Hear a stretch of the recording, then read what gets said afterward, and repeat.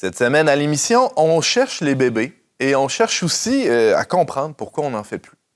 Bref, on n'est pas du monde.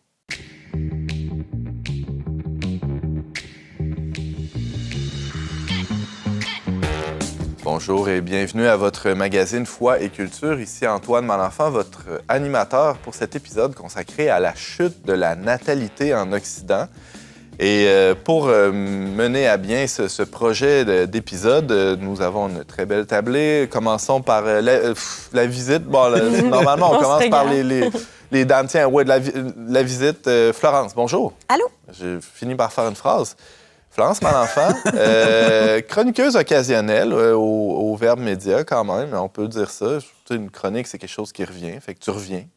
Oui. T'es pas quelque chose qui revient, t'es quelqu'un qui revient. Oui, j'essaie. Oh, ouais. En tout cas, on est toujours content de te voir. Merci. Là, aujourd'hui, tu vas nous parler de la chute de la natalité, mais tu connais rien à ça. Toi, c'est pas ça, ton expérience, la chute de la natalité? Non, moi, c'est la montée de la natalité. T'as combien d'enfants? On a 8 enfants. Tu dis on, c'est... Mon mari et moi, T'as fait ça avec quelqu'un? Oui, on est ensemble là-dedans. Bon, beau projet. Très hâte de t'entendre sur ta vision des choses. Qu'est-ce qui fait, justement, que tu vas un peu à rebours, là, ou en tout cas à contresens, je cherchais le mot, de cette tendance-là. Ça sera très instructif d'écouter ton expérience. Merci d'être là. Ça fait plaisir. Frédéric Bérubé, journaliste pour le Verbe Média. Salut, Antoine. Tu as préparé un reportage, en fait, une entrevue avec une journaliste française qui s'appelle Azilise Lecor, qui est sortie il y a quelques mois un livre qui s'appelle, un titre quand même évocateur, « L'enfant et l'avenir de l'homme ». Oui, c'est ça, « L'enfant et l'avenir de l'homme », la réponse d'une mère au mouvement No Kids en France, en Europe, là, qu'on voit un petit peu en montée depuis une quinzaine d'années, en fait. Là. Ça fait un moment là, que la chute de la natalité est en baisse. Puis c'est ça, j'ai lu son livre, j'ai eu une entrevue avec elle, puis fort intéressant. Je vais pouvoir vous parler de ça. Donne-nous un petit aperçu. Qu'est-ce qui t'a le plus marqué dans l'entrevue ou dans le livre que t'as lu? Quelque chose qui t'a... Il y a plein de choses. Okay. Je pense que c'est que les femmes voudraient plus d'enfants qu'elles en ont.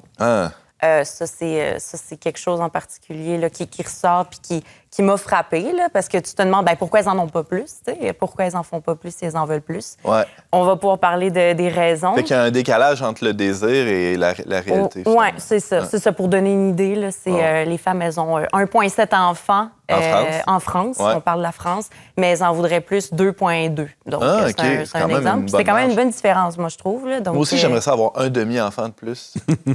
C'est bizarre hein, quand on parle de 1,7 enfants. T'es comme... T'en as pas deux complètement. Le haut, là. le bas, la gauche, la droite de l'enfant. Tu sais, qu'est-ce qu'il faut choisir? Des fois, c'est pas facile. Évidemment, c'est des données. Bon, mais très hâte d'entendre la suite de cette entrevue-là. En tout cas, du moins, ce que tu en as retiré. Merci, Fred, d'être là. Et ça fait vraiment bien le lien parce que Jean-Christophe Jasmin, bonjour. Bonjour, ça va? Ça va très bien. Directeur de Cardus Québec, qui est un institut de recherche là, qui mène des études, dont des études un peu démographiques, sociologiques, en tout cas. Et récemment, il y a eu un texte vraiment intéressant qui s'appelle « La vacance des berceaux » qui dit à peu près la même affaire que Frédéric. Hein, ça confirme. J'écoutais Frédéric, même je suis frappé d'entendre les chiffres, 2,2 désirés, 1,7 réels. C'est les mêmes chiffres qu'au Québec, en fait. Pour vrai? Oui, fait qu'il y a un écart quand même entre le nombre d'enfants souhaités. Puis, en tout cas, on ne va pas aller dans les détails tout de suite. Mais c'est vrai, c'est quand on pose la question, dans le fond, on a fait une étude où on a posé la question à plus de 1000 femmes canadiennes.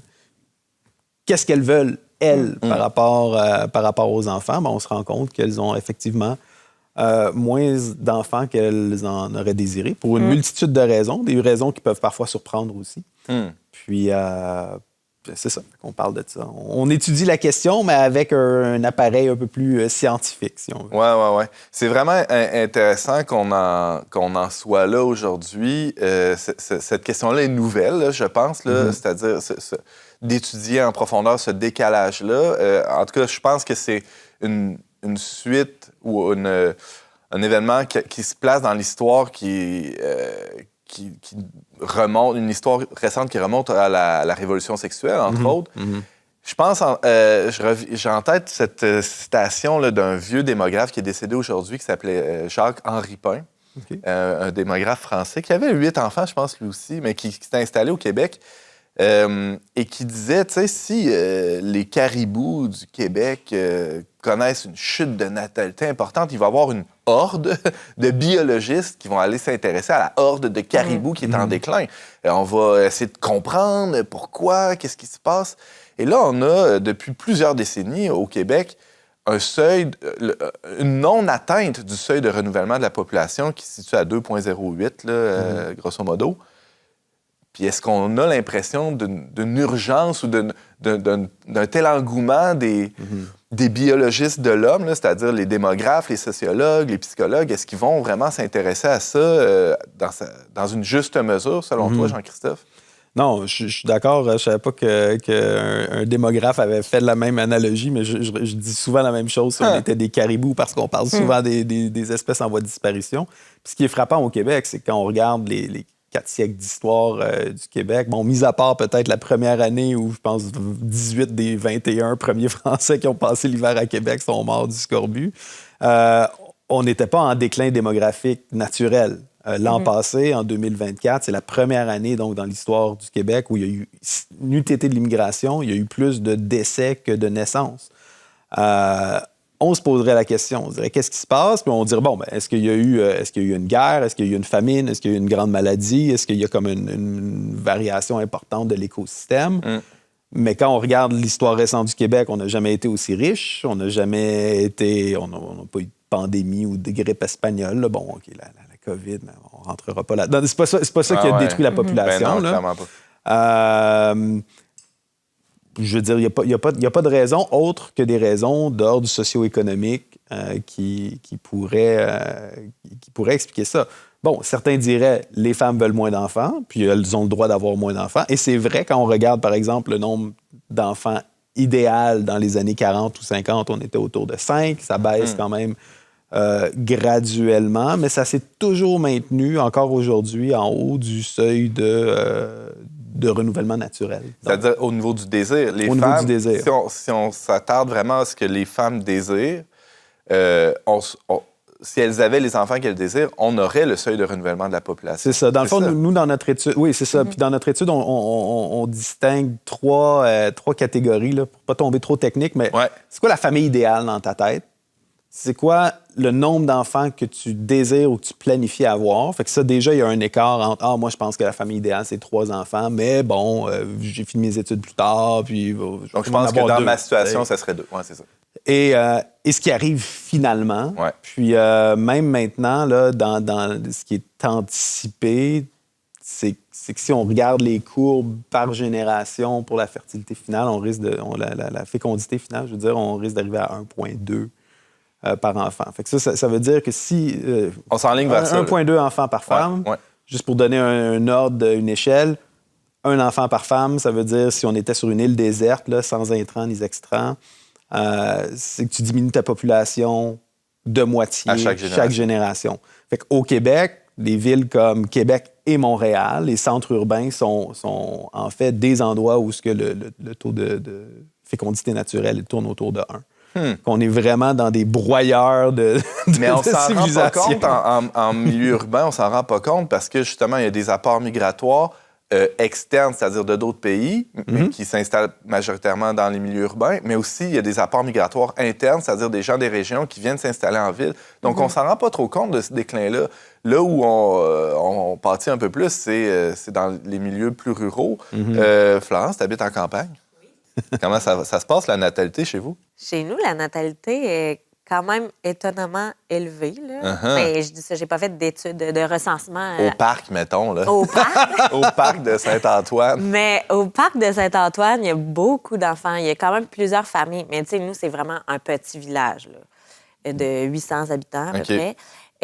C'est où? C'est à Saint-Antoine-Netis. Rive-sud de Québec, en allant vers Montréal. Ouais. Puis une petite école primaire d'une centaine d'élèves. Puis il y a plusieurs des familles qu'on côtoie, que les enfants côtoient à l'école. Il y a des grandes fratries, là, 3, 4, 5. Il y a une famille de 6 enfants aussi. Nous, on est 8, puis on n'est pas encore trop bizarre. Mais vous êtes bizarre, mais pour d'autres raisons. Oui, c'est ça. C'est bizarre en ville. On est bizarre en ville. Mais chez nous, ça passe encore. Puis ouais, c'est ça. Puis les mères que je côtoie, il y en a plusieurs qui sont à la maison aussi, là, Ah ouais? qui ont pris cette décision-là pour être avec leurs enfants. Puis dans le fond, c'est un rythme qui est plus lent aussi à la campagne où ben, normalement, là, les maisons sont moins chères, tu es plus en région. Fait que le coût de la vie est moins élevé, là, je pense. Puis ça permet à la famille de bien vivre avec seulement un salaire. Est-ce que tu as l'impression que, par exemple, les autres mères que tu côtoies au parc, là, qui sont pas nécessairement des gens croyants ou qui ont pris cette décision-là pour des raisons idéologiques, mais plutôt pragmatiques, là, j'oserais dire. Complètement. Est-ce que ces femmes-là, as-tu l'impression qu'elles ont leur famille idéale ou qu'elles ont eu les enfants qu'elles désiraient? Oui, pour la plupart, oui. Là. Il y en a une à laquelle je pense qui, elle, n'a pas pu, mais pour des raisons médicales. Okay. Elle a quand même 2 enfants. Est-ce que tu crois que le fait que dans les villages, il y a plus un esprit de communauté, ça aide justement les femmes à désirer plus d'enfants parce qu'elles savent que il y a des gardiennes, je vais avoir de l'aide quand je vais avoir plusieurs enfants. Est-ce que tu penses que ça joue? Complètement. Complètement. Juste le fait de connaître son voisinage. Moi, j'ai les numéros de téléphone de tous mes voisins. Puis si j'ai besoin d'un coup de main ou que j'ai une urgence, je sais que je suis pas mal prise. Les enfants, tu sais, aussi, dans le fond, il y a un sentiment de sécurité qui est en campagne, qu'il n'y a pas en ville. Quand ils marchent Quand les enfants vont à l'école à pied, ils connaissent tous les habitants de chaque maison entre chez nous puis l'école. Wow. Fait que moi, tu sais, il y a parents secours, tu sais, comme on avait quand on était petits. On a ça dans le village. Il y a plein de familles qui ont ça. Tu sais, il y a un sentiment de sécurité qui fait que, dans le fond, c'est pas stressant non plus. T'as pas besoin de... Parce que c'est vrai que des enfants, ça a besoin de supervision, tu sais, mais en ville, peut-être plus qu'en campagne. Je trouve ça vraiment intéressant que tu sais, toi, tu le constates, ça, parce que c'était quelque chose qu'Azélise Lecor, elle disait, elle, c'est que, par exemple, elle est mère de 3 enfants. Puis elle se posait la question un peu, c'est quand que tu fais le deuil de la natalité? C'est quand que tu arrêtes d'avoir des enfants? Puis elle, personnellement, elle répondait à ça que, elle se dit, tu sais, je veux avoir le temps du temps à donner à chaque enfant. Tu sais, je veux être là pour leur éducation. Fait que, tu sais, le fait qu'elle n'ait pas beaucoup d'aide, elle, autour, elle se dit, 3, ça commence peut-être à être bien. Mais elle dit, justement, quand tu es bien entourée, tu as une communauté pour t'aider, là, peut-être qu'il y a des familles qui sont plus capables de s'abandonner puis d'avoir plein d'enfants parce qu'ils ont vraiment une communauté soudée autour d'eux. Ben ouais, concrètement aussi, quand tu as des enfants en bas âge ou quand tu es enceinte ou tu accouches, il y a ce soutien-là qui est très présent aussi. Moi, j'ai une voisine qui m'apporte tout le temps un potage quand je viens d'accoucher. J'ai une autre voisine que je sais que si mon accouchement, dans le fond, mon travail commence pendant la nuit, je sais que je peux l'appeler en attendant que ma mère arrive si je sens une urgence. Il y a vraiment, c'est ça, il y a vraiment comme une entraide comme naturelle. Organique. Organique, mais il y a aussi le fait qu'on se côtoie, tu sais, dans le fond, le fait qu'on soit plusieurs mamans au parc tous les matins, dans le fond, une mère qui aurait été un peu intimidée à avoir plus qu'un enfant ou 2 enfants me voit avec mes 8 enfants, voit ma belle-sœur avec ses 4, tout ça, puis d'autres voisines avec plusieurs enfants, puis dans le fond, réalise que c'est peut-être pas si intense que ça. Ou c'est intense, mais en même temps, coudonc, elle a l'air heureuse puis bien là-dedans. C'est possible. C'est possible d'être heureuse avec autant Elle est cernée, mais souriante. On se rattrape Le temps passe vite, mais les journées sont longues. C'est ça qu'on dit. Ouais. Exact. C'est drôle, ça fait vraiment écho avec plusieurs de nos recherches. Là. Je vous entends toutes les deux. D'un côté, on voit qu'il y a, par exemple, une fécondité beaucoup plus marquée dans les gens qui sont pratiquants, pratiquantes. Puis, ça n'a pas vraiment de corrélation avec est-ce que ta foi valorise vraiment la fécondité ou pas. Okay. C'est vraiment l'accessibilité à un réseau de soutien. C'est peut-être aussi en partie ce qui explique la baisse de fécondité quand les gens arrivent en ville. Souvent, c'est des migrants, comme tu dis, soit internes ou externes, mais avec un plus petit réseau familial, un plus petit réseau de soutien. Puis de l'autre côté, c'est justement cette idée-là du coût d'avoir des enfants ou un coût qu'on idéalise aussi aujourd'hui. On parle beaucoup de helicopter parenting. Fait que c'est sûr, si tu te dis, moi, je veux que tous mes enfants aillent à l'école privée, je veux que tous mes enfants pratiquent un sport, un instrument. Là, à un moment donné, tu dis 3 ou 4, là, ça devient comme la limite pratique d'enfants que tu peux inscrire à toutes ces choses-là puis faire les lifts. Mais souvent, dans des cultures ou dans des plus grandes familles, à un moment donné, tu te rends compte que Ah, ben non, on dirait, puis les gens qui ont des grandes familles que je connais disent non, à partir de 4, comme le coût devient vraiment. Une économie d'échelle. Oui, vraiment. Un Là, exemple bête qui me vient en tête, c'est que nous, on va pas à l'école de musique donner. On fait pas du taxi pour amener nos enfants à l'école de musique. On demande à une amie de venir donner des cours de piano à la maison, puis elle les passe un après l'autre. Ben donc, oui. ça revient beaucoup moins cher. Mais c'est bête, mais c'est des économies d'échelle, entre guillemets, là, qui sont franchement intéressantes pour tout le monde. La prof est bien contente là, de venir donner des cours dans un milieu comme ça. Puis, c'est moins cher à la douzaine. Moi, je me demande, c'est quoi le nombre moyen d'enfants par personne, là, ici, là, si on calcule? Je sais pas. Assez élevé, quand même. Plus haut que la moyenne québécoise. Oui, c'est ça. Il faudrait peut-être l'avoir la médiane plutôt que la moyenne. C'est ça, plus intéressant. Là, on a à peine effleuré les facteurs sociaux, économiques, écologiques aussi. Qu'est-ce qui vraiment vient déterminer cet écart-là? Qu'est-ce qui vient jouer là, dans cet écart-là entre les enfants désirés puis les enfants réels que les femmes ont aujourd'hui, Fred? Au point de vue écologique, tu veux dire? Écologique, prenons ça pour commencer. Ça, c'est un facteur là, qui est très, très déterminant là, aujourd'hui dans le désir d'avoir des enfants ou pas, en tout cas, du moins de ce qu'Azélise Lecor a remarqué dans ses entrevues. Elle a interviewé beaucoup de no kids, comme on les appelle. Puis en fait, si je peux revenir au début, comment ce mouvement est né en Europe, là. En fait, c'est parti aux États-Unis en 2010 sous le label GINK, qui veut dire Green Inclination No Kid. Donc, comme ça le dit, c'est vraiment pour des raisons écologiques que les jeunes aujourd'hui décident de ne pas avoir d'enfants parce que, selon cette idée, l'acte le plus écolo qu'on peut faire, c'est de ne pas avoir d'enfants, selon eux. Et donc ça, c'est un label qui a été créé en 2010 par Lisa Hymes aux États-Unis. Puis ça a pris 7 ans à venir en Europe. Donc en 2017, c'est arrivé. Puis là, c'est ça avait un peu changé. Au début, on voulait pas faire d'enfants parce que le monde est une poubelle. Donc si t'aimes ton enfant, ne le mets pas au monde parce que le monde est une poubelle. Et en 7 ans, le slogan avait changé pour « Ne mettez pas un pollueur de plus au monde ». Donc c'était vraiment l'enfant qui prenait cette charge-là, cette responsabilité d'augmenter l'empreinte carbone en Europe. Et donc, on voit que vraiment, il y a cette volonté d'être écologique et donc de ne pas mettre d'enfants au monde. Mais ça a été quand même démenti, là. En fait, c'est pas vrai qu'une famille nombreuse va avoir une empreinte écologique pire qu'une famille avec un enfant unique ou voire un ménage, donc un couple. Pourquoi? Parce que, comme on l'a dit, il y a des économies d'échelle qui se font. C'est pas vrai que quand tu as 6 enfants, tu vas nécessairement racheter... Tu vas polluer 6 fois plus qu'une famille. Exactement, en fait, parce que ta consommation va changer vu le nombre d'enfants que tu as. Tu sais, tu vas pas racheter nécessairement des vêtements. Là, tu pourras me confirmer ou pas. Tu vas pas racheter nécessairement des vêtements neufs à chaque fois qu'un enfant naît. Tu vas pas dans le sud chaque année. Exactement. Alors que, justement, un ménage ou une famille avec un enfant unique, bien, ils vont avoir plus la possibilité de partir en voyage en avion ou en croisière dans l'année. Donc, c'est pas vrai. Il y a des études qui ont vraiment montré que c'était pas vrai qu'en fait, une famille nombreuse peut avoir la même empreinte écologique qu'une famille avec un enfant unique. Puis, je devrais réagir, Jean-Christophe. Ben ouais, parce que de toute façon, les besoins de main-d'œuvre puis du marché font en sorte qu'on sait très bien que les enfants qu'on n'a pas, ben ils viennent finalement de pays à faible émission. Avec des gens qui ont des familles de l'autre côté de la planète. C'est pareil, il y avait déjà eu une étude, là, même genre de justification, là, pourquoi être végétarien pour des fins écologiques puis en termes d'émissions.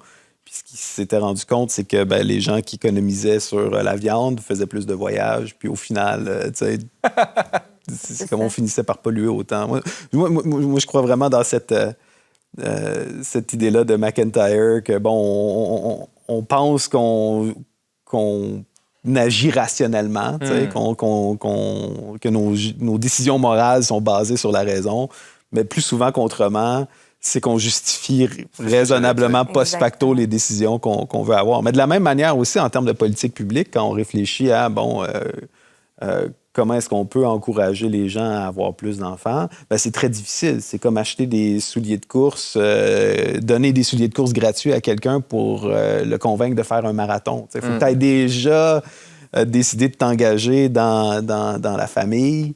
Après ça, tu peux avoir un coup de main. Peut-être que ça peut t'aider à en avoir un de plus, mais c'est pas ça qui va faire la différence non plus. Là. Les gens vont finir par faire qu'est-ce qu'ils veulent.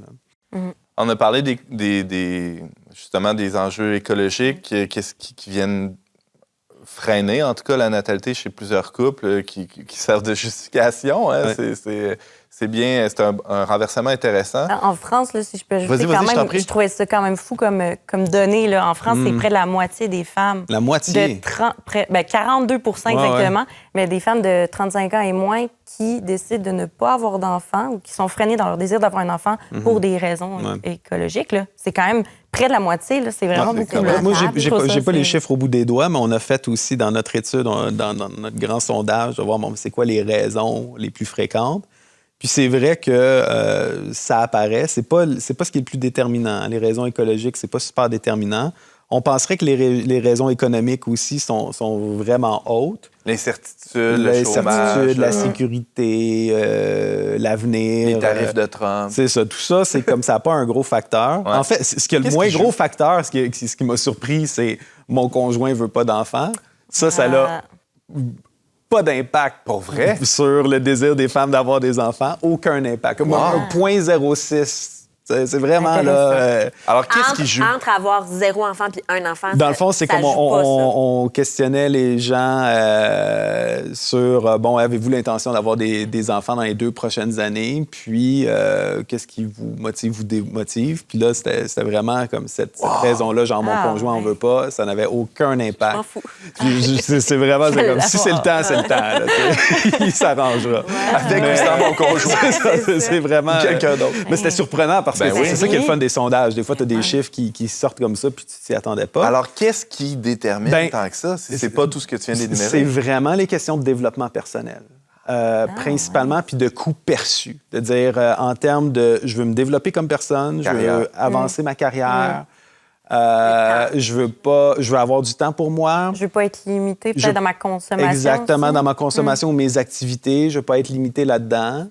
Et là, c'est un mélange de 2 choses. Là. En tout cas, nous, on arrive avec 2 concepts. D'un côté, le concept d'enfant couronnement, qui existe en anglais aussi pour la maison ou pour le mariage. Je veux dire, pour le mariage ou les enfants. Là, c'est capstone, là, la pierre du sommet. Mais c'est de dire, OK, oui, je veux des enfants, mais je vais avoir fini mes études, je vais être établi dans ma carrière, je vais avoir une maison avec au moins une chambre supplémentaire pour bébé. Puis là, le temps que toutes ces choses-là arrivent, tu es dans le début de ta trentaine, puis ça fait en sorte que, idéalement, tu en voulais 3, mais... d'ailleurs, l'âge moyen du premier enfant au Québec ou au Canada, je me souviens plus trop, c'est 30 ans ou 29 points quelque. Oui, c'est de plus en plus tard. Très proche de 30 ans pour le premier enfant, donc ça vient un peu confirmer. Puis ça, c'est drôle parce qu'avec tous les cours d'éducation à la sexualité qu'on a, comme cette idée-là... Moi-même, j'étais surpris, ayant eu des enfants, mais de voir le déclin quand même rapide biologique, là, de la capacité d'avoir des enfants à partir de la mi-vingtaine, là, qui est assez flagrant. Ce qui fait en sorte que beaucoup de gens arrivent, des fois même pas à en avoir un, puis il y a de la culpabilité, il y a en tout cas. Fait que ça, je pense qu'on gagnerait à être mieux conscient de ça. Fait que il y a la question de l'enfant couronnement. Puis, l'autre question, c'est ça, c'est comme on a parlé tantôt, le coût perçu. Puis quand les gens voient justement des mères avec des grosses familles qui, finalement, ils ont de l'air pas trop malheureuses, puis en fait, les statistiques montrent qu'ils sont plus heureuses que celles qui n'ont pas eu les enfants qu'elles voulaient, ça baisse aussi la pression, là, cette idée-là de dire « Ah, écoute, si j'ai des enfants, je pourrais plus rien faire. Non, tu vas pouvoir continuer à faire des choses. C'est juste... Ça va être des choses différentes, peut-être.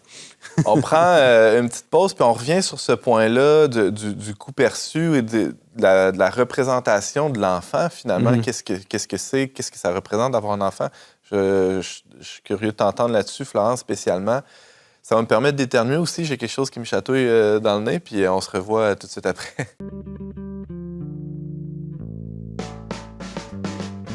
On n'est pas du monde est une émission produite par l'équipe du magazine Le Verbe. Pour vous abonner gratuitement et recevoir 8 numéros par année, visitez leverbe.com/abonnement. De retour à On n'est pas du monde avec Antoine Malenfant, Frédéric Bérubé, journaliste pour Le Verbe, Florence Malenfant. Allô. aucun lien de parenté, sinon qu'on est frères et sœurs. Et Jean-Christophe Jasmin. Salut, vous trois. Salut. Bonjour. Salut. Vous êtes toujours bien présents, c'est super.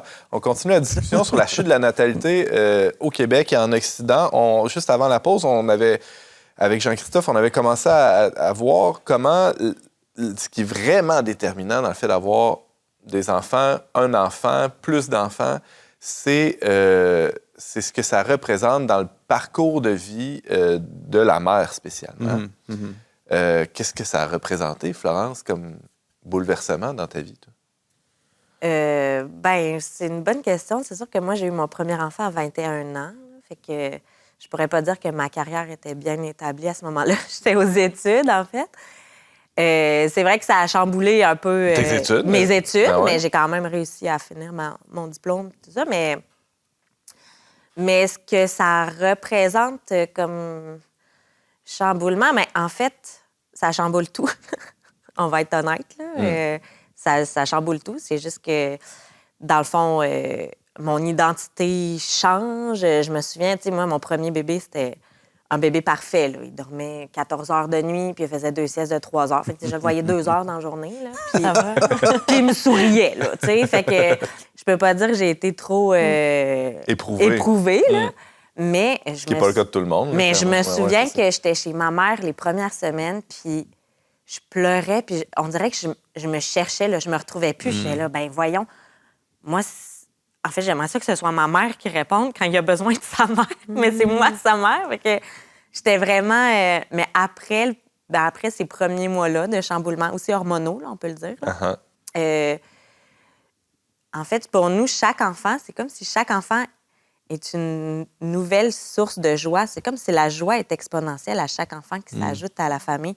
Pour nous, Gabriel et moi, mon mari, mais aussi pour les enfants. Les enfants sont tellement contents, puis ils attendent ça. Puis là, ça fait 10 mois que j'ai accouché de mon dernier, puis ça fait quelques mois que je me fais talonner par les enfants pour savoir quand est-ce qu'on va avoir un nouveau bébé. Ah oui! Mais ils sont un peu niaiseux, tes enfants, parce que sauf tout le respect que j'ai pour mes neveux, parce que chaque nouvel enfant vient leur enlever une part d'attention que vous pouvez leur accorder. Là, je me fais un peu l'avocat du diable. C'est vrai. C'est un argument que je devrais peut-être leur soumettre, là, parce qu'ils n'ont pas pensé par eux-mêmes, visiblement. Oui, c'est d'une certaine façon, oui, mais l'attention que nous, on peut leur donner, mais entre eux, ils en ont de l'attention. Mes bébés, les derniers, là, ils se font autant prendre par leur grand frère que par moi. Puis j'avais entendu une spécialiste de l'ère primitive là, parler de comment, dans le fond, le pourcentage de temps que les mères des chasseurs-cueilleurs passaient avec leurs enfants n'était pas si élevé que ça. Dans le fond, les enfants étaient élevés par le groupe, par la fratrie, par les tantes, par les grands-mères, un peu comme dans l'ancien temps ici aussi. Dans le fond, les femmes sur les fermes habitaient, il y avait la famille proche. Fait que, dans le fond, moi, ça me fatigue pas trop. Là. Je pense qu'après, au 3e, j'ai trouvé ça plus éprouvant parce que là, on était comme dépassés là, au niveau numérique là, par nos enfants. Puis là, mais rapidement, je vois que, dans le fond, les enfants ont autant, sinon plus, d'attention à la fin de la journée. Ça, puis les plus vieux vont s'occuper des plus jeunes. Complètement. À un moment donné, j'imagine, ils ont grandi. Oui, là, les premiers ont vieilli, ça. donc ils peuvent s'en occuper. Donc, vraiment, puis c'est ça. Moi aussi, dans le fond, je suis moins dépassée aussi parce que, justement, j'ai de l'aide. C'est au 3-4 là, que c'était... Oui, c'est ça. Il y a comme un moment plus charnière, là, mais après ouais. ça se fait... Puis c'est naturel, là. C'est pas qu'on exige ça des grands non plus, là. C'est une inclinaison qu'ils ont naturellement. Puis moi, j'ai des gars, en plus, mes plus vieux, mais ils sont autant attirés par leur petit frère, leur petite sœur que...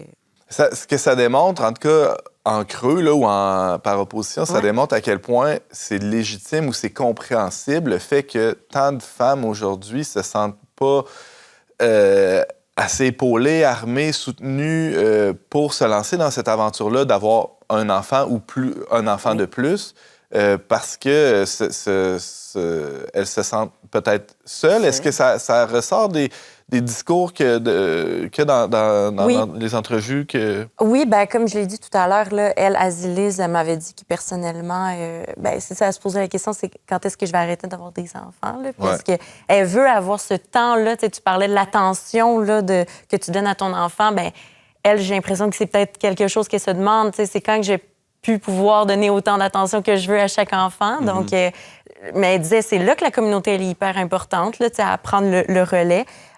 Après, dans les commentaires, les témoignages là, qui ressortaient dans les entrevues qu'elle a faites, c'était pas vraiment l'argument qui ressortait le plus, mais quand même, il y a plein de facteurs personnels, en fait, qui peuvent venir jouer. Là. C'est pas nécessairement sur la communauté, mais ça peut être le couple, en fait. Là, je m'avance ailleurs, là, mais vas-y. le couple est extrêmement important. C'est la base, en fait. Là. Je pense que vous pourrez peut-être confirmer ou affirmer. Mais ce qu'on remarque, c'est qu'aujourd'hui, on ne voit plus faire notre vie avec notre partenaire, nécessairement. Puis c'est là que c'est difficile de se projeter puis de se dire, je vais avoir un enfant avec telle personne parce que je sais même pas si dans 10 ans, je vais être encore avec elle. Et même pire, Azélise Lecor disait, c'est inimaginable de se dire qu'on va avoir une attache à cette personne-là parce qu'on a un enfant avec elle. Donc, on a peur, on a comme une crainte de se sentir ça nous lie emprisonné. pour toujours avec ce conjoint-là, alors que... Exactement, parce que, tu sais, là, on parle de communauté, mais le couple est quand même à la base, le socle de la famille. Puis, bien ça, aujourd'hui, on voit qu'il y a un changement là, dans les relations. Il y a un enjeu relationnel, en fait, qui est vraiment important à prendre en compte. Je ne sais pas si ça sortait un peu dans l'étude de Cardus. Ça me fait vraiment penser à cette idée-là que la famille, parce que Cardus, on travaille aussi beaucoup sur la famille, sur le mariage, sur ces enjeux les institutions, là, qui sont comme des genres de relations cristallisées dans le temps, puis qui sont, à quelque part, les blocs de notre civilisation. Puis je vous entends, puis ça me fait vraiment penser à ces études-là, à cette idée que, justement, la famille, le couple, c'est la fabrique de la civilisation, à quelque part. Comme ta petite question d'avocat du diable, est-ce que tu as plus d'enfants? Est-ce que tu perds de l'attention de ta mère? Puis la réponse... c'est Charles de Coninck qui donnait justement l'image de l'amour d'une mère pour ses enfants comme une illustration du bien commun. Le bien commun, c'est pas, contrairement à la pensée libérale aujourd'hui, c'est pas l'accumulation des biens privés, mais c'est un bien qui est partagé puis qui grandit pour tout le monde. Puis qui disait que l'amour d'une mère fait en sorte que même les enfants anticipent l'ajout d'autres enfants comme un plus grand partage de ce bien commun-là que plutôt... qu'est-ce qui en reste pour moi? Une mesquinerie. Oui, c'est ça. Puis pour moi, c'est comme ce contexte-là, la première institution du couple, à quelque part, ça te prend un couple stable pour... C'est vrai que c'est un méchant bête de faire des enfants avec quelqu'un puis te dire, cette personne, un des deux va être aux funérailles de l'autre, ne serait-ce que par respect, tu sais. Puis surtout aujourd'hui, où on valorise beaucoup l'autonomie puis la liberté individuelle, tu es en train de... L'indépendance. Tu sacrifies volontairement ton indépendance. Quand tu as des enfants, tu sacrifies encore plus ton autonomie.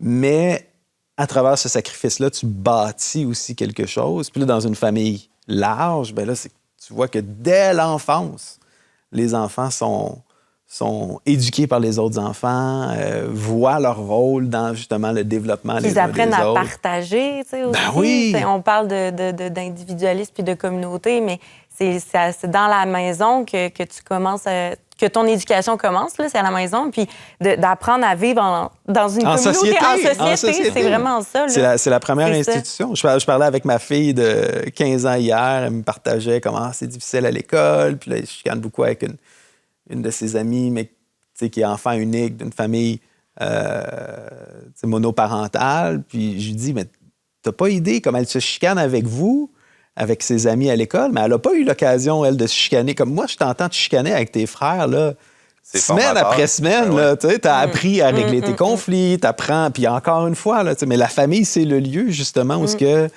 tu fais ces petits tests-là. Oui, puis où tu apprends que les sacrifices ne tuent pas. Non. Puis que même, parce des fois, que c'est pour le bien, même. C'est pour le bien commun. Être parent, dans le fond, c'est vrai, là. C'est des sacrifices. C'est un sacrifice. C'est un sacrifice que tu fais, mais qui, en bout de ligne, ben t'en sors gagnant.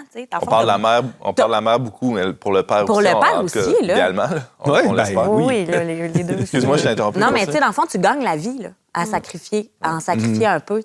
T'es gagnant au change, mais si tu l'as pas expérimenté avant, tu peux pas le savoir. C'est sûr que c'est paniquant de voir tout le sacrifice que tu as, mais que tu vois pas le résultat à la fin. C'est peut-être pour ça aussi que... Est-ce que c'est compatible, cette vision-là du sacrifice, avec ce un concept que j'ai beaucoup exploré quand j'étais aux études, c'est-à-dire quand j'étais jeune, c'est-à-dire l'enfant-projet. Est-ce qu'on peut vraiment se sacrifier quand la représentation qu'on a de l'enfant aujourd'hui, c'est justement, ou l'enfant couronnement, là, on n'est pas loin sémantiquement, mais en tout cas, il y a comme l'enfant qui vient sceller ou montrer quelque chose ou comme une étape d'accomplissement du parent et non en lui, comme une valeur en lui-même. Est-ce que ça, c'est compatible avec l'esprit de sacrifice dont vous venez de parler ou difficilement, j'imagine? La question est rhétorique, vous avez compris. C'est sûr, moi, j'ai pas étudié la socio non plus. Ah, mais dis des mots, c'est pas grave, c'est ça le truc. Ben, je vois difficilement, là. En même temps, j'ai l'impression que les gens sont prêts les gens qui veulent vraiment avoir des enfants, là, parce qu'il y a quand même beaucoup de monde qui font face à l'infertilité. En tout cas, moi, sur les réseaux sociaux, j'en vois vraiment beaucoup. Puis les femmes sont prêtes à beaucoup de sacrifices physiques et monétaires et économiques pour finalement réussir à avoir un enfant au bout. Là. Mais fait que ça, c'est une partie des sacrifices, mais pour atteindre le projet. Mais une fois que le projet est là, tu sais, je ne sais pas, dans le fond, comment ça, c'est vraiment quelque chose que aussi Azélise Lecor, elle y traite là, dans son livre. C'est que c'est quand même difficile, effectivement, de concevoir l'enfant aujourd'hui autrement qu'un projet, vu la société de consommation dans laquelle on vit. Ouais. On voit notre couple comme un projet à l'origine, donc l'enfant aussi. On veut l'avoir conçu, on veut l'avoir projeté, on veut être conciliant, avoir choisi d'avoir un enfant, ce qui est différent là, dans la vision chrétienne où on pense que on accueille la vie. C'est ça. C'est pas nous qui décidons, qui la donnons, mais on l'accueille. Donc, le fait de voir l'enfant projet comme ça, ça sape toute notre capacité à donner gratuitement. Puis ça, c'est vraiment la gratuité. C'est vraiment quelque chose qui revenait aussi dans les propos d'Azélise Lecor, c'est que on n'est plus capable de donner gratuitement. C'est un sacrifice, c'est quasiment un sacerdoce aujourd'hui parce que on est dans une société où tout doit être productif, efficace, puis on doit avoir un retour sur investissement. Mais c'est plus ça, c'est pas ça avoir un enfant là, c'est donner gratuitement, puis le fait que ça soit plus valorisé dans la société en fait, ça rend difficile le fait de vouloir avoir un enfant, mais autre qu'un projet. Là. En tout cas, je sais pas si c'est clair un peu ce que je viens de dire. Oui, non, c'est très clair. Je pense qu'il y avait, à l'époque de nos grands-parents, il y avait un retour sur investissement dans le sens où c'était de la main-d'œuvre gratuite. Là, puis en fait, c'est peut-être encore ça aujourd'hui. Florence, t'habites en campagne, t'as pas une terre. Là, non, j'ai pas de terre. Tu fais pas des enfants pour vider la vaisselle. Non, un petit terrain. Là. Mais il y avait quand même cette idée-là, quand même, ce qui est intéressant. Puis après ça, c'est là où c'est intéressant, les politiques publiques aussi. C'est qu'aujourd'hui, celui qui passe sa vie puis qui investit dans... C'est pas une bonne décision économique dans le sens où tu vas dépenser pour tes enfants.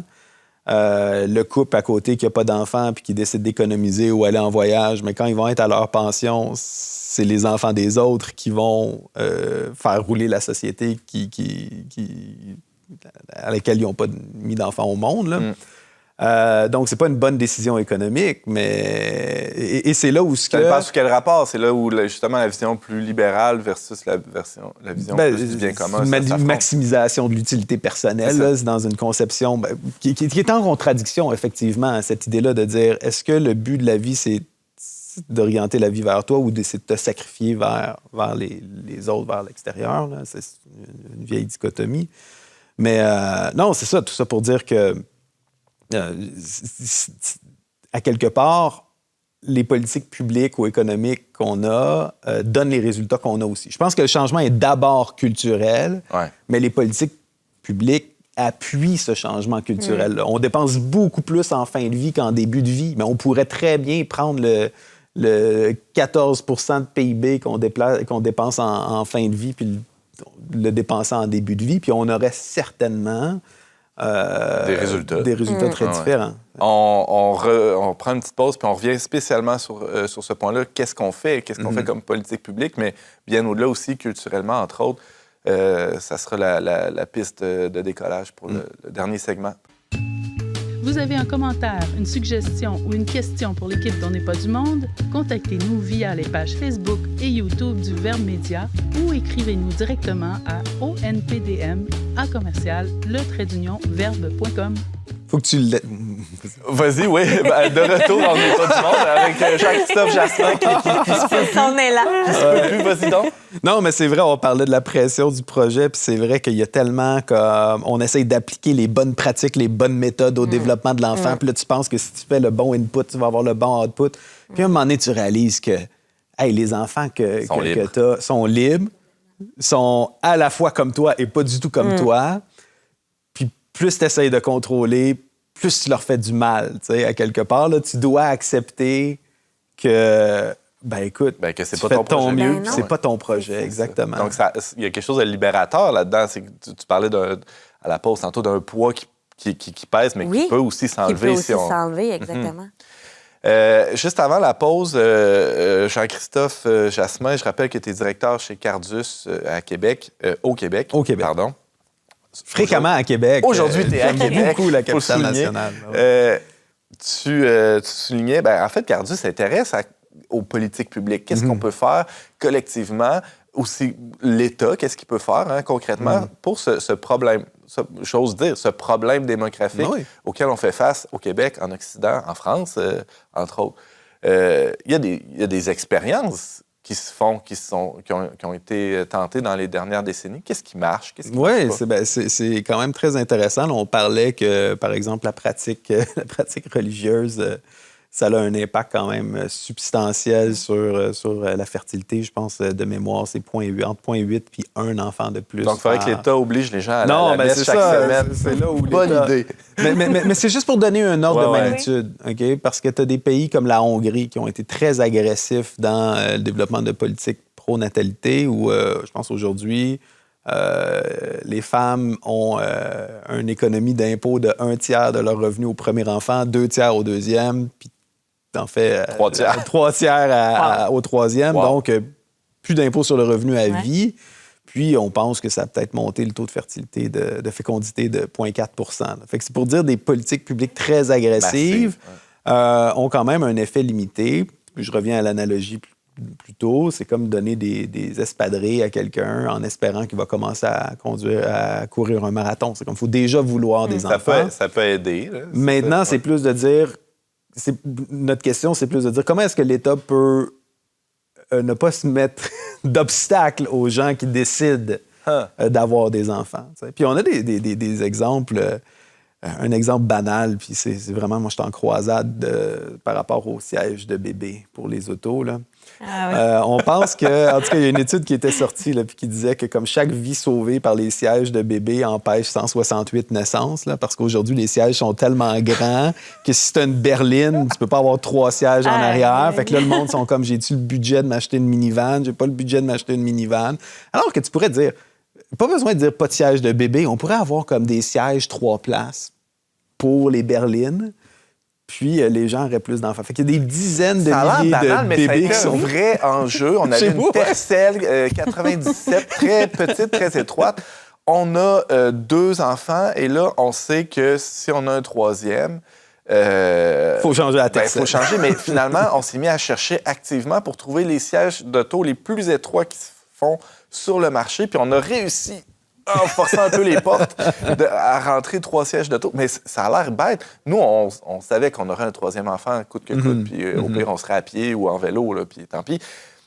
Mais je comprends très bien que ça puisse être déterminant pour bien des gens. Ça a l'air bête, mais elle est valable, ta croisade. Tu as des petites politiques comme ça, réglementées. C'est l'accumulation d'un ensemble d'irritants ou de sable dans l'engrenage. Une plus grande flexibilité, par exemple, aux prestations parentales. Là, dernièrement, la caisse de la RQAP, le régime québécois d'assurance parentale, était trop grand. Dans le fond, les gens avaient moins réclamé que ce qu'on a. Tous les travailleurs cotisent dans cette banque-là. Tout le monde cotise, il y avait moins de demandes que d'offres. Et le gouvernement a décidé de réduire les cotisations. Alors qu'il aurait pu dire, vous savez quoi, pas besoin de retravailler entre chaque enfant pour avoir les pleines cotisations. Au lieu de donner 75 on bonifie à 85 du salaire pour les congés parentaux. Ça répète. Ou souvent pendant la période d'études. Tu parlais d'avoir eu ton premier enfant. Ma femme aussi a eu notre premier enfant quand elle était encore à l'école. Mais là, des fois, tu ne qualifies pas tout à fait pour la RQAP. Tu es dans une période de la vie où tu es quand même capable d'avoir des enfants puis en forme, généralement. Pourquoi pas offrir le régime québécois? Parce qu'il y a quelque chose de très pro-social à faire des enfants. Tu sais, c'est pas juste un projet personnel, c'est quelque chose qui bénéficie à la société. On devrait avoir des politiques publiques qui reconnaissent cette contribution. Puis bien souvent, c'est qu'aujourd'hui, on dirait la culture est comme c'est un choix vraiment personnel d'avoir des enfants. Puis je suis d'accord, on ne doit pas mettre la pression sur les gens d'avoir des enfants qu'ils ne veulent pas. Mais c'est pas valorisé de manière aussi héroïque que ça le devrait. Et on revient à la question initiale. Qu'est-ce qui fait qu'il y a un écart entre le désir de... Tu sais, justement, tu dis on va pas commencer à pousser les gens à faire des enfants, mais juste leur permettre d'avoir ce qu'ils désirent, ça serait déjà formidable. Et avec ça, tu le disais au début de l'émission, ça serait suffisant pour avoir le seuil de renouvellement de la population. Florence, tu l'as évoqué un peu, Jean-Christophe, il y a l'aspect culturel. Qu'est-ce qui fait que collectivement, c'est valorisé ou pas? On voit passer Je me tourne vers toi parce que j'imagine que tu vois ça passer aussi, des reportages, des livres qui sortent sur le rapport à la maternité, sur le coût que représente un enfant. Il y a toute une espèce d'accumulation qui est des fois une réponse à la super parenting là, qu'il y a sur Instagram où c'est donc bien beau, c'est donc bien formidable. Dans le fond, ces filles-là un balancier. ont l'impression de s'être fait mentir. C'est ça. C'est ça qu'elles dénoncent. Puis, des fois à juste titre. Là. Des fois à juste titre. En fait, souvent à juste titre. Mais le problème, c'est que c'est comme le pendant vraiment extrême de l'autre côté, où la maternité, bien là, il y a beaucoup de rejet maternel, mais puis il y a beaucoup de dépression postpartum aussi. C'est quelque chose c'est une bonne chose dans un sens parce que... D'en parler. Ben oui. Parce qu'on peut reconnaître ça, puis soigner, puis accompagner les femmes qui vivent ça, puis c'est vraiment une vraie réalité là, qui n'est pas facile à vivre, puis personne n'est à l'abri de ça. Mais ce que je trouve qui est dommageable, c'est qu'avec cette image-là qu'on a de la maternité, on n'a plus d'image positive de la maternité. On a soit l'image parfaite de la maternité ou l'image déprimante et maladive, mais il n'y a pas de la réalité. Il n'y a pas la réalité où... Ben oui, des fois, c'est intense. Puis des fois, j'aimerais mieux dormir le matin que me lever à 4 heures, mais c'est ça la vie. La maison est en désordre. La maison est en désordre. J'ai pas eu le temps de prendre ma douche depuis 3 jours. Des fois, ça arrive. Mais ça paraît pas trop aujourd'hui, quand même. Non, ben là, souvent, c'était une bonne journée. C'était ma journée. Oui, c'est ça. J'ai essayé d'aligner. Tout le monde t'en est très reconnaissant. Moi, j'ai une question pour, si tu permets, aussi, parce que tu parlais tantôt comment à 8 enfants, vous n'avez pas encore l'air trop bizarre dans ton village. Mais justement, comme...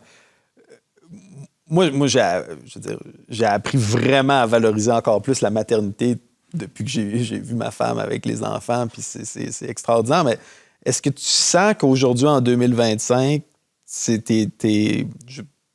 mal vu d'avoir 8 enfants? Est-ce que tu te sens autant valorisé que tu le devrais? Est-ce que... C'est vraiment une bonne question. Dans mon quotidien, je pourrais dire que les gens sont épatés, sont émerveillés quand ils nous voient avec la famille. Ils sont très curieux. Bienveillants, généralement. Bienveillants. Ils trouvent ça beau.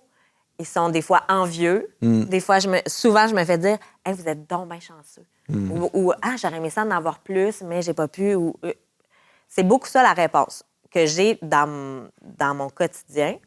Après ça, c'est sûr que l'image que les médias font d'une femme à la maison, surtout ces temps-ci, d'une femme à la maison avec plusieurs enfants, c'est une autre chose.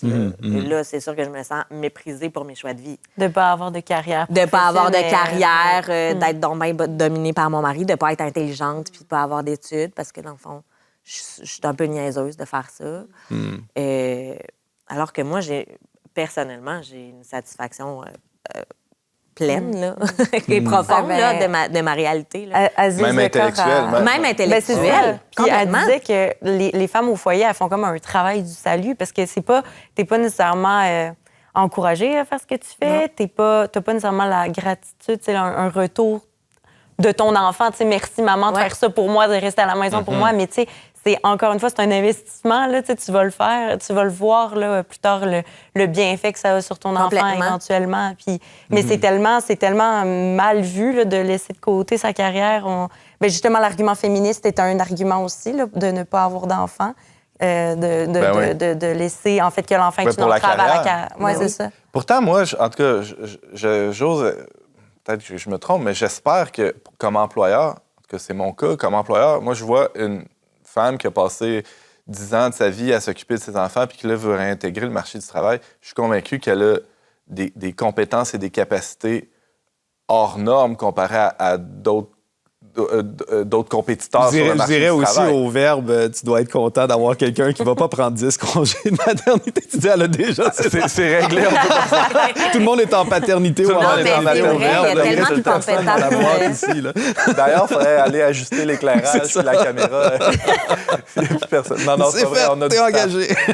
C'est sûr que la patience, tu développes plein d'aptitudes. Oui, mais même des aptitudes pratiques là, de gestion. Organisation. De gestion du temps, de la nourriture. Je veux dire, il y a quand même beaucoup, là, budget, machin, là. La liste est longue. On parlait un peu du monde du travail. Trouvez-vous que le monde du travail, en général, peut être un frein? Est-ce que ça ressort dans les études? Est-ce que c'est assez souple? Je peux sortir un autre de mes croisades. Les bancs pour bébés, puis l'autre côté, c'est le télétravail. On remarque qu'il y a eu quand même un effet positif sur la fécondité par rapport à des plans de travail plus flexibles. Bien entendu, c'est peut-être pas dans notre économie à l'employeur d'assumer la totalité des coûts, mais à l'ensemble de la collectivité de dire, écoute, c'est tellement... Pour moi, je vois ça comme tellement pro-social d'avoir des enfants, puis de créer des Québécois quelque part. Là. Que ce soit pour la mère ou pour le père. Je pense à des amis pères à la maison qui font du télétravail à la maison et que ça permet aux enfants de venir dîner le midi. Ça change le rythme de toute la famille. On parle beaucoup des mères depuis tantôt, mais le monde du travail doit s'adapter à la famille en général. En tout cas, par des aménagements, des fois, qui sont à faible coût. Tout à fait. Puis là, c'est là où tu reviens à l'image des caribous, où tu dis, OK, on n'a pas de famine, on n'a pas de maladie. Mais quand tu regardes les courbes, souvent, si on superpose les graphiques de fécondité et de PIB par habitant, c'est souvent inversement proportionné. Donc, est-ce que notre mode de travail aujourd'hui, je pense que c'est le premier coupable dans, justement, là, parce qu'on prend du temps, au final, là, quand tu passes 3 heures dans le trafic par jour, moi je suis de Montréal. Là, c'est du temps volé à la famille, pas à l'employeur. Ben non, l'employeur ne te paye pas pour ce temps-là. Là, tandis que quand tu es en télétravail, ben, tu t'assois devant ton ordinateur, tu l'allumes, puis pouf! C'est pour ça que Azélise Lecor, elle disait que, on parle souvent, quand on parle de politique, on pense aux politiques natalistes, donc les allocations familiales, la durée du congé de maternité. Mais elle pense qu'il faut que ça aille au-delà de ces politiques-là, que ça aille jusqu'à l'aménagement du territoire. Que ce soit le transport pour te rendre au travail. Est-ce qu'il est rapide? Est-ce que c'est cher? Puis aussi l'urbanisme comme exactement. Puis les loyers en ville aussi. Est-ce que tu peux te permettre une grande maison en ville quand si tu veux une grande famille? Ça coûte tellement cher. En ce moment, on a une crise d'abordabilité. Donc... une autre politique fiscale là-dessus. Au Québec, en France, il y a une plus grosse taxation des maisons par pied carré, au mètre carré, c'est pas par pied carré là-bas. Mais aujourd'hui, souvent, on a des retraités qui habitent dans des grandes maisons unifamiliales en banlieue puis qui restent dedans, puis que même on va payer des taxes pour qu'il y ait des soins à domicile. Puis on a des jeunes familles qui sont pris en appartement puis qui sont pas capables d'embarquer sur le marché immobilier, à quelque part, sans dire... on évince les gens de leur maison, mais de dire il y a un bien commun à ce que les jeunes familles aient l'espace pour produire ces familles-là. C'était franchement passionnant. Je voulais terminer avec une question, mais on n'aura pas le temps de l'aborder, mais je vais quand même la poser, puis peut-être les gens pourront réagir. Est-ce que notre rapport à l'espérance vient jouer sur notre rapport à la transmission de la vie? Est-ce que malgré les difficultés de la vie, l'espérance qu'on porte peut avoir une influence sur notre désir de transmettre la vie à une génération prochaine? Ça fera peut-être l'objet d'un autre épisode. Merci à vous trois d'avoir été là et à très bientôt. Puis si vous avez aimé cette émission-là, garochez-vous sur notre site web pour vous abonner parce qu'on produit aussi un magazine qui peut vous être envoyé directement à la maison. Le verbe.com/abonnement. Je remercie Barthélémy Rieu et Marianne Martin à la technique et je vous dis à très bientôt pour un autre épisode d'On n'est pas du monde.